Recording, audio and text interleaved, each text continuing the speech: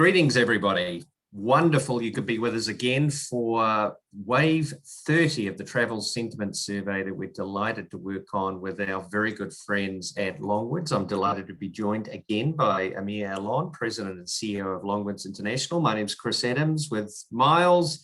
We're going to jump right into it, but a reminder that tremendous amount of great information, including all this research from Longwoods around the COVID crisis, is available on the COVID Miles Partnership portal. And over to you, Amir. What are we seeing as February 2021 starts?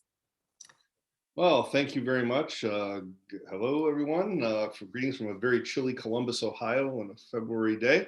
We are seeing lots of positive movement. I'm very happy to say that Wave 30 took us 30 waves to get here, but the tipping point we've all been waiting for may be starting to surface from underwater. Let's take a look and see what I mean by that here.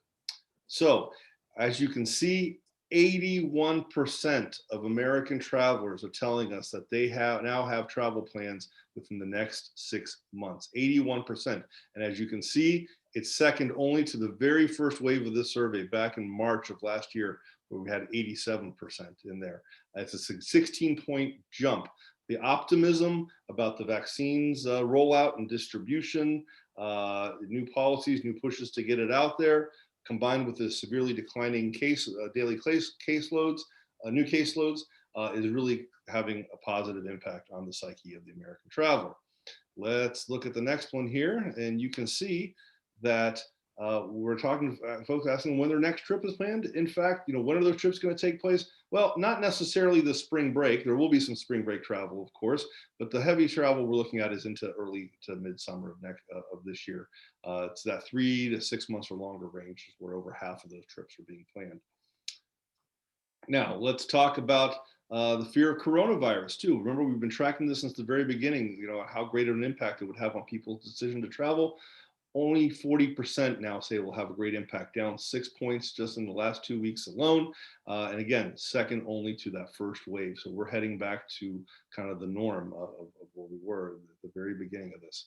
And again, we asked folks, are you going to be planning changing your plans due to COVID when it comes to travel? And you can see we're inching downward so nicely from a high of 77% just as we went into Thanksgiving, now down to 63%. Again, second lowest point since the first wave of the survey, all indicating the right direction. However, before we all go rush to pump all our marketing dollars out as fast as furious with that 3 to 6 month window, keep in mind, you need to engage with your residents, because despite all this optimism, look at this, only 41% of residents are really supporting opening up their community to visitors still at this point. And that stayed flat regardless of what's happening. So the residents are seeking slightly better news before they start feeling more welcoming. So you really need to engage with them and make sure you're in lockstep with how you're going to do this.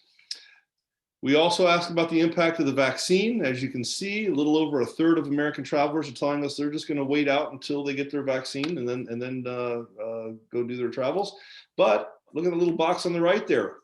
37% of American travelers say the vaccine not going to change their plans one way or the other. They're going to go do it regardless in there. And we asked this question early in the pandemic last year in the springtime, and then we also asked it again a little later into the early summer about what kind of content information was of greatest interest to travelers.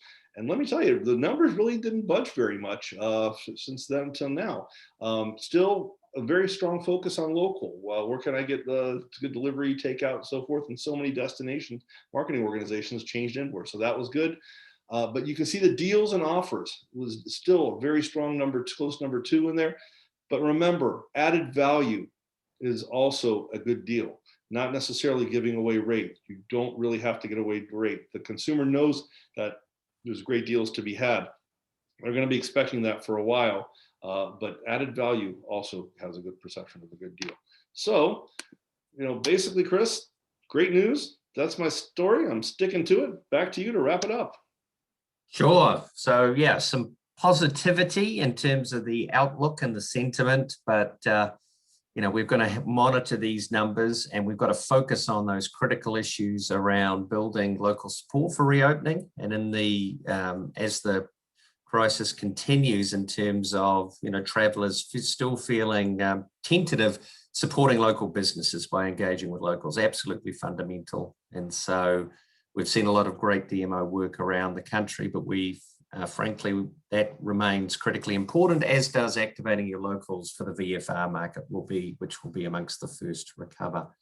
So all of this research available both on Longwoods and that COVID-19 Communication Centre I mentioned. We'll be back with you in a couple of weeks. And we've got a whole range of upcoming webinars. Talk soon, and stay safe, stay well. Thank you.